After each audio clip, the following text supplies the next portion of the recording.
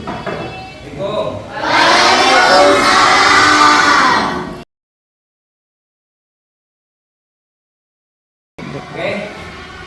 apa kabar? Assalamualaikum warahmatullahi wabarakatuh. Waalaikumsalam warahmatullahi wabarakatuh. Perkenalkan, nama saya Dedi Surahman, nomor induk mahasiswa 25381110494, nomor akun mahasiswa 387219005352. Mata pelajaran yang saya ikuti di kuliah PPG kali ini adalah fikih, di mana LPTK-nya IAIN Madura.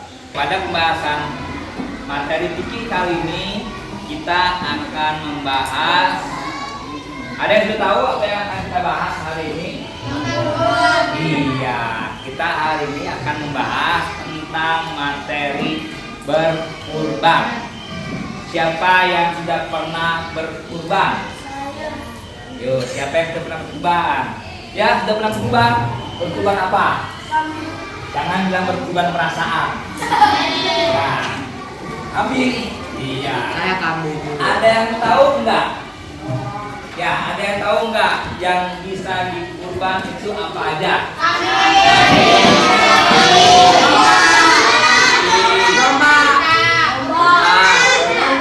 Domba. Terus? Ya, unta-unta. Apa lagi? Ya, kerbau. Kerbau juga bisa dikurban. Ya. Kemudian ada lagi enggak? Selain kambing, domba, unta, sapi, kerbau, apa lagi? Apa lagi? Ayam. Ayam bisa enggak ya? Ya, coba yang lain. Yang lain. Yang kakinya 4. Wah, banteng. Nah, jadi itu materi kita kali ini kita akan membahas tentang kurban. Ya. Ya. Materi selengkapnya bagaimana? Nanti kita lihat ya. Oke. Ya, sebelum kita masuk ke materi utama, nah, kita nonton dulu.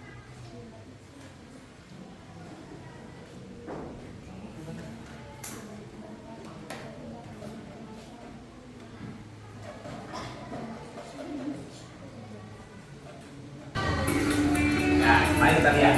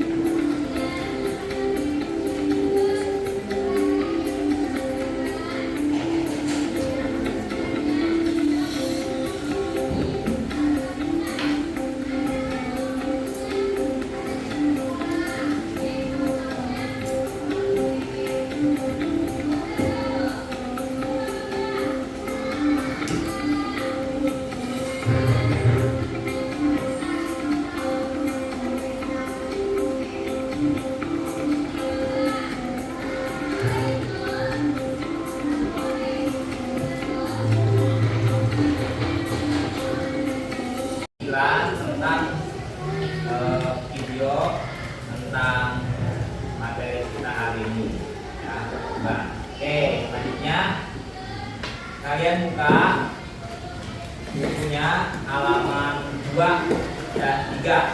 Ya. Mari berkurban. Dan di sini disebutkan pengertian kurban. Kurban adalah salah satu bentuk ibadah kepada Allah Subhanahu wa Ta'ala. Yang namanya ibadah, ya, berarti kalau kita laksanakan, kalau kita kerjakan dapat pahala atau enggak? Dapat. Ya, maka barang siapa yang ingin mendapat pahala di hari raya kurban, maka harus berkurban. Pak, saya kan masih kecil, Pak, belum punya uang buat beli kurban. Ya, nggak apa-apa. Kalau orang tuanya mampu, bisa berkurban atas nama kalian. Nih, berkurban untuk anak saya, itu nggak apa-apa. Ya, boleh. Tapi jangan bilang ke orang tua, "Mah, kata Pak Dedi disuruh berkurban untuk aku." Terus maksa, terus nangis ke orang tuanya. Jangan, ya itu namanya maksa. Nggak boleh, ya. Oke, kemudian ada yang tahu nggak? Perintah berkurban itu ada di Al-Quran surat apa? Al-Kautsar. Surat Al-Kautsar. Iya. Ada yang hafal? Ada yang hafal surat Al-Kautsar? Apa? Ayo coba kita ngaji bareng-bareng yuk. Yuk, bismillah.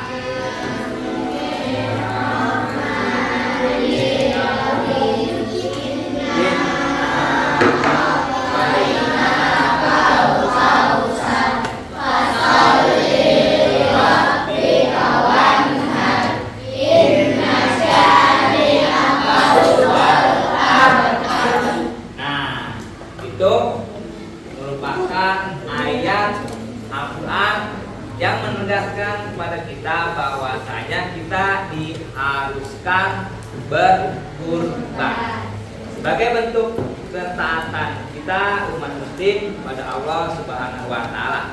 Ya, itu. Perintahnya yang mana nih di surat Al-Kautsar? Perintahnya ada di ayat kedua, fasholli li rabbika wanhar. Maka tunaikanlah sholat untuk Tuhanmu, karena Allah Subhanahu wa Ta'ala, dan berkurbanlah. Ya, berkurban.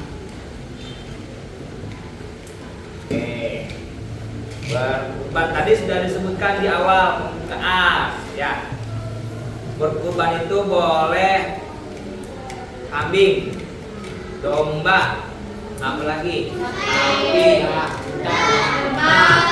kerbau. Nah, kemudian dari hewan kurban tadi, ya, yang boleh disembelih untuk dikurban, itu minimal harus berapa tahun usianya?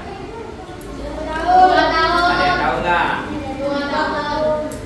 Ayo. 3 bulan. Hah? Berapa minimal usia hewan kurban yang bisa kita kurban? 18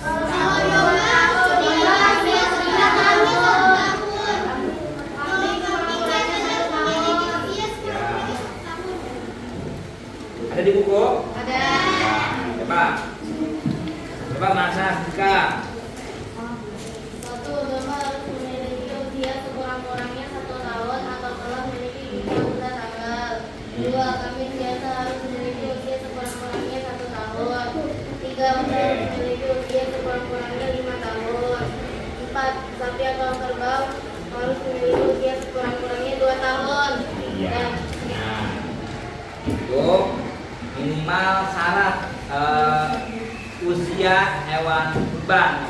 Jadi jangan, Pak, saya mau berkurban tapi yang kecil aja biar murah. Ya, tapi kalau belum cukup umurnya, belum cukup usia untuk kurban, jangan. Ya, kenapa? Kasihan masih kecil. Ya, tapi kalau yang besar kan mahal. Ini sapi baru lahir dibeli buat dikurban, masih kecil banget. Ya, jangan. Ya, Ya. Jadi tetap ada batas usia hewan kurban. Ya, gitu ya. Oke. Jadi itu tadi yang pertama pengertian hewan kurban. Ya. Ya, pengertian kurban, bukan hewan kurban. Pengertian kurban. Jadi sebagai bentuk ibadah dan ketaatan kepada Allah Subhanahu wa taala. Ya. Oke. Kemudian selanjutnya di halaman 4. Ya.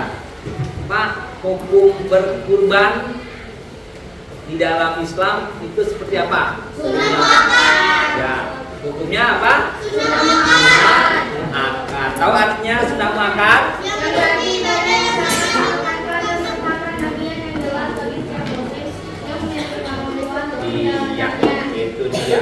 Ya, sunnah muakkad itu artinya sunnah yang sangat dianjurkan. Ya, yang sangat dianjurkan oleh Allah Subhanahu wa taala untuk dilaksanakan gitu. Kenapa berkurban ini menjadi bagian dari sunnah muakkad? Ya. Karena ada kisahnya yang akan kita bahas pada pertemuan berikutnya nanti. Ya. Saya sebutkan kembali hukum kurban dalam Islam adalah sunnah muakkad yang berarti ibadah yang sangat ditentukan dan sangat diharuskan bagi kita yang sudah punya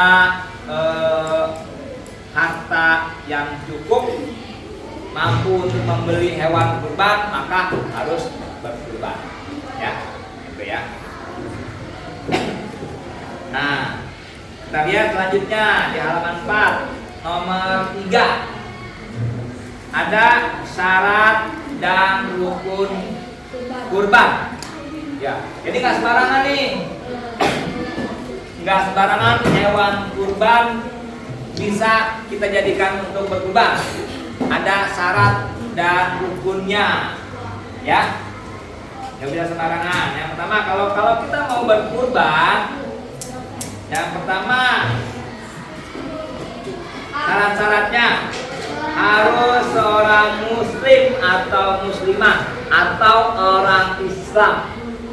Pak, di rumah saya ada Pak orang non muslim, tapi mereka mau berkurban, boleh apa enggak Pak? Boleh. Ya boleh aja kalau mereka mau berkurban, tapi pertama harus disembelih dengan menyebut nama Allah. Kemudian itu tidak dikategorikan sebagai kurban. Ya, jadi tidak dianggap sebagai kurban. Kenapa? Karena yang memberikan hewan kurbannya bukan orang Islam atau bukan Muslim. Sementara syarat berkurban yang pertama harus seorang Muslim atau Muslimah.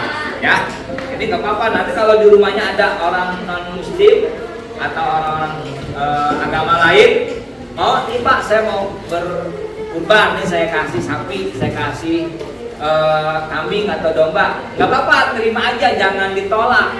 Kalau ditolak takutnya mereka kecewa. Ya, terima aja, tapi nanti pas menyembelihnya menyebut nama Allah, ya, dan dengan catatan itu bukan bagian dari kurban. Ya, itu. Ya, Pak, terus nanti sedekahnya yang orang non muslim tadi diterima apa enggak? Bukan urusan kita. Ya masalah diterima atau enggaknya kan bukan urusan kita. Yang penting kita kalau dia ngasih ya terima, ya. Selanjutnya yang kedua syaratnya sudah mencapai usia balik. Ya, jadi yang mau berkurban harus orang yang sudah balik. Tahu balik? Ya, sudah belajar ya? Ya, betul kan? Ciri-ciri balik buat laki-laki dan perempuan itu dari pertemuan sebelumnya. Ya, jadi kalau anak kecil masih TK mau berkurban, bolehkah? Boleh. Ya boleh-boleh aja, tapi bukan termasuk kurban karena syarat untuk berkurban harus yang sudah balik atau sudah dewasa. Ya, anak-anak silakan mau berkurban tapi tidak dianggap berkurban. Itu ya. Tuh. Kamu sudah balik belum? Ya. Ada yang sudah? Ya. Yang laki-laki? Sudah ya? Ya, nggak apa-apa. Kemudian yang ketiga, selanjutnya harus Berakal sehat. apa? Berakal sehat. Berakal sehat. Pak, orang gila boleh nggak Pak berkurban? Boleh. Ya, Boleh. boleh nggak? Boleh. Ya, boleh. Kamu mau berkurban? Kamu mau berkurban? Mau dibagi. Ya, orang yang kalau sekarang disebutnya ODGJ, orang dengan gangguan jiwa. Ya, mereka tidak sah. Orang-orang gila itu nggak sah kalau berkurban. Ya, tapi kalau mereka mau berkurban diterima nggak Pak? Ya terima aja, nggak apa-apa. Tapi mereka tidak sah berkurban. Kenapa? Ya akalnya tidak waras. Ya orang gila. Jangan orang gila mah ya, jangankan berkurban, mereka sholat aja nggak wajib. Iya. Ya. Jadi kalau kamu mau bebas nggak sholat, apa syaratnya? Ya jadi orang gila. Nah iya, orang gila kan nggak wajib sholat. Ya. Ya. Jadi jangankan berkurban, orang gila ya, sholat aja nggak wajib. Jadi kalau ada yang mau bebas, nggak sholat, nggak puasa, ya gila. Ya caranya gila. Ya itu. Oke, itu ya. Selanjutnya, memiliki kemampuan finansial. Finansial itu keuangan yang cukup. Mau berkurban uangnya nggak punya, kambingnya ngambil, bukan kambing. Malam-malam ngambil orang dicolong, ya nggak boleh. Ya harus mempunyai keuangan yang cukup. Tapi kalau kita punya kambing kan maksudnya lagi Pak. Atau kambingnya udah punya nih, kita melihara dari kecil nih. Melihara dari kecil sengaja emang dipelihara untuk dikurban. Ketika sudah besar, hewannya diserahkan ke panitia kurban untuk dikurban. Tapi saya nggak punya duit, ya nggak apa-apa, orang udah punya kambing. Ya, Tapi saya yang paling kecil Pak. gitu. Nah, memang kalau kita melihara hewan dari kecil sampai besar, kemudian kita sudah besar kita kurban, itu ada rasa kasihan. Sama kita kayak melihara ayam. Kita pelihara ayam dari kecil, dari pitik ya. Kalau ayam pitik kan sebenarnya pitik ya. Sampai besar, udah besar dipotong. Itu nggak tega makannya. Ya. Ya, ini kenyang ya. Oke. Jadi jangan memaksakan diri, nggak punya uang, pengen berkurban, terus ngutang. Ya, udah gitu ngutangnya, ini lagi ngutangnya pinjol lagi. Ya, buat beli berkurban, pinjaman online. Ya, jangan. Ya, jadi kalau mau berkurban silakan, tapi jangan memaksakan diri. Kalau belum punya uang, ya sudah, nggak apa-apa. Ya gitu. Kalau sudah punya uang yang cukup, maka silakan berkurban. Selanjutnya ada al-alat, al-alat atau alat yang tajam yang bisa digunakan untuk memotong hewan kurban. Ya, seperti apa? Misal golok, pokoknya yang tajam. Ya, kalau dibuat seperti pisau, tajam. Apalagi pedang, bisa. Ya. Kalau keris jangan. Ya, kalau keris kan bergerigi gitu ya. Kasihan jadi motongnya. Jadi hewannya gini-gini nanti. Ikutin gelombang keris. Ya jangan. Walaupun bisa. Kemudian yang terakhir nih, ada azab, yaitu proses penyembelihan itu sendiri. Ya, proses motongnya. Ya, proses motongnya. Jadi harus ada prosesnya. Pak, prosesnya begini aja boleh nggak Pak? Disambit pakai batu. Udah, batu kali gitu ya. Lemparin ke sapi, udah lemparin gitu. Ya, yang penting nanti kan kena tuh. Kepala pecah, mati. Jangan, nggak boleh. Di proses yang seperti itu tidak dibenarkan. Ya, prosesnya ya seperti yang kita lihat di hari raya Idul Adha. Nah, Pak, motong kambing atau hewan kurban harus menghadap ke arah mana? Tidak, umumnya menghadap ke arah kiblat. Ya. Jadi ini sapi nih, ya sapi. Ini kaki, badannya, terus ini kakinya nih, pala. Ya, yang menyembeli di sini belakangnya. Tuh, sambil digituin tuh.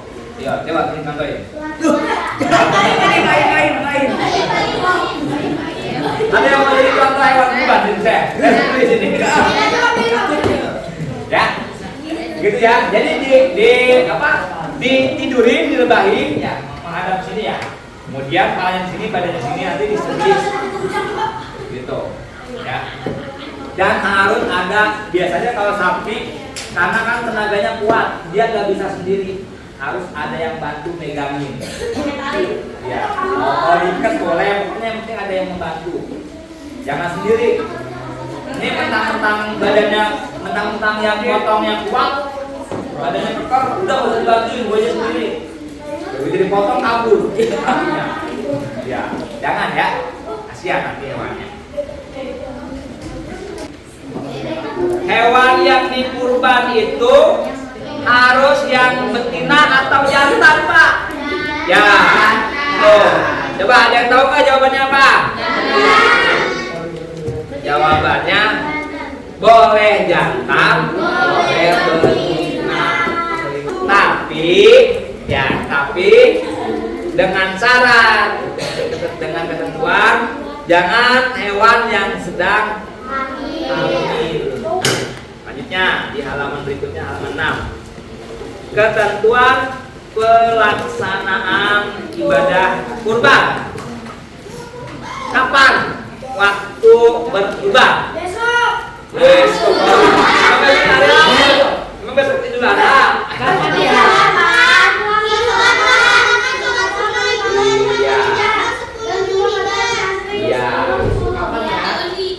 Ya, waktu pelaksanaan. Banyak amat. Waktu pelaksanaan ibadah kurban. Pertama pada hari raya Idul Adha setelah sholat Idul Adha. Itu pertama waktunya. Ya. Jangan sebelum sholat udah berkurban. Ya, jangan. Mentang-mentang semangat banget, saking pengennya berkurban, subuh sebelum sholat Idul kurban udah dipotong dua hewannya. Nggak sah.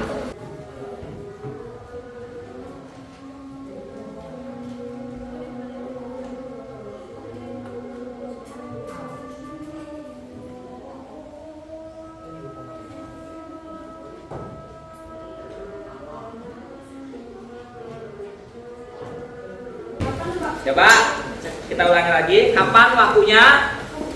Tanggal 10 Zulhijjah setelah sholat Idul Adha. Terus yang kedua pada hari tasrik, yaitu 11, 12, 13 Zulhijjah. Kalau sapi untuk berapa orang? Hah? Kebanyakan. Satu ekor sapi untuk berapa orang? 7 orang Islam dan balik. Ya. Muslim atau muslimah, laki-laki atau perempuan. Ya, sapi itu untuk 7 orang. Yang Islam perempuan mau laki-laki ikut Islam. Kemudian sehat akalnya, bukan orang gila. Kemudian balik, ya itu boleh. Jadi untuk 7 orang tuh habis. Kalau kambing atau domba untuk berapa orang? Untuk 1, 5, banyak kan? Untuk 1 orang. Pak, patungan beli sapi kurban, boleh nggak? Boleh. Ya, patungan sampai 7 orang, baru beliin 1 sapi buat 7 orang, nggak apa-apa, boleh. Pak, zaman sekarang kan zamannya serba online, Pak. Oh iya. Pak, saya beli kambing online buat kurban, boleh nggak? Biasanya kalau kita beli kambing, datang ke tukang kambing ya, atau tukang sapi ya. Pak, itu saya beli kambing atau beli sapi online, Pak, boleh nggak? Ya, boleh aja. Masalahnya ngirimnya ribet. Tapi ngutang pelet. Itu Pak, dan itu peleton lagi. Iya. Ya, nggak apa-apa kalau mau. Tapi kalau bisa, kalau mau berkurban jangan sampai ngutang. Kemudian manfaat daging kurban. Buat siapa aja daging kurban? Yo, daging kurban buat siapa aja? Lagi cantik. Iya. Buat kalau bisa untuk masyarakat terdekat dulu. Ya, orang-orang di sekitar kita yang masih membutuhkan daging kurban, ya silakan dibagi-bagikan dulu. Sudah kebagian semua, masih banyak, baru ke yang lain. Boleh. Pak, saya kan berkurban. Ya, saya boleh nggak ngambil dagingnya? Boleh. Yo. Boleh. Tapi jangan semua. Dan gitu. Kamu yang berkurban, tapi dagingnya buat kamu semua. Jangan. Iya, sama aja nggak berkurban. Kan nih.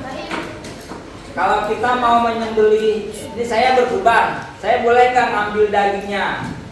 Boleh nggak? Boleh. Sepertiga aja. Ya, sepertiga nih. Ini sapi nih. Ya, sapi. Sepertiga berarti 1 bagian dari 3, ya kan? Ini kita bagi 3. Nah, tuh. Ya, kita bagi 3 nih. Tuh, kita bagi 3. Kita yang berkurban hanya boleh maksimal ngambilnya sepertiga aja. Jadi jangan semua. Bagian ini aja nih kita ambil nih. Bokong. Ya. Paha gede. Ya. Nah, untuk pertemuan selanjutnya, ya, kalian baca sejarah kurban, ya, baca sejarah kurban. Sejarah kurban dari siapa? Nabi Ibrahim dan Ismail. Nabi Ibrahim dan Nabi Ismail. Ya, itu silakan kalian baca sejarahnya. Nanti pertemuan berikutnya, Hari Senin. ya, pertemuan berikutnya akan kita bahas tentang sejarah kurban yang dimulai oleh Nabi Ibrahim alaihissalam dan Nabi Ismail putra Nabi Ibrahim alaihissalam. Ya, itu ya. Oke. Nah, sebelum Bapak tutup pelajaran kita hari ini, ada yang mau tanya lagi nggak? Ada. Ya, apa? Bulu domba ada berapa, Pak? Bulu domba ada berapa? Nggak tahu, nggak pernah hitung. Ya, ya. Kalau banteng kan bisa dipotong. Pak, banteng boleh nggak Pak? Enggak. Kurban. Pak. Banteng nanti buat apa nanti? Kalau banteng itu termasuk salah satu hewan yang dilarang untuk disembelih. Dia tanduknya itu sangat tajam. Kan PDI. Banteng. Kalau sapi kan masih normal ya, tanduknya ya wajar ya. Jadi kalau banteng untuk dokter apa? Ya, kalau banteng kan kadang udah sampai putar, tajam, membahayakan. Tahu, boleh, nggak apa-apa. Ya. Nah, ya. Itu materi pelajaran kita hari ini. Tentang apa? Tentang berkurban. Apa hukum berkurban? Sunnah muakkad ya. Sunnah yang sangat dianjurkan. Kalau punya uang yang cukup, maka silakan berkurban dan jangan hutang ya. Ya. Ya. Yang boleh dikurban apa aja? Sapi, unta, kerbau. Ya. Oke. Ingat ya, pertemuan berikutnya kita akan membahas tentang sejarah kurban ya. Jadi saya minta semuanya tolong dibaca sejarah kurban. Nanti akan kita bahas pada pertemuan berikutnya minggu depan. Oke. Nah, gitu ya. Oke. Cukup sekian, kita akhiri. Terima kasih. Assalamualaikum warahmatullahi wabarakatuh. Waalaikumsalam.